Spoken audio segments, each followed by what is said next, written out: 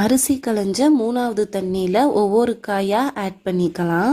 First சேனைக்கிழங்கு, முருங்கைக்காய், சின்ன வெங்காயம், பச்சை மிளகாய், தக்காளி. சாம்பாருக்கு தேவையான கல்லுப்பு சேர்த்து நல்லா கலந்துட்டு ஸ்டவ் ஆன் பண்ணி கொதிக்க விடுங்க. சாம்பார் நல்லா கொதிக்கட்டும். அதுக்குள்ளே சாம்பாருக்கு தேவையான மசாலா ரெடி பண்ணிடலாம். ஃபர்ஸ்ட் வத்தலை மட்டும் நல்லா மையாக அரைச்சிக்கோங்க. அதுக்கப்புறமா சின்ன வெங்காயம் ஆட் பண்ணி 1-2 அரைச்சிக்கோங்க. சாம்பார் நல்லா கொதிக்க ஆரம்பிச்சிருச்சு. இப்போ நம்ம அரைச்ச வத்தல் பேஸ்ட்டை ஆட் பண்ணிக்கலாம். வத்தல் பேஸ்ட்டை ஆட் பண்ணிவிட்டு நல்லா கலந்து விட்டுக்கோங்க.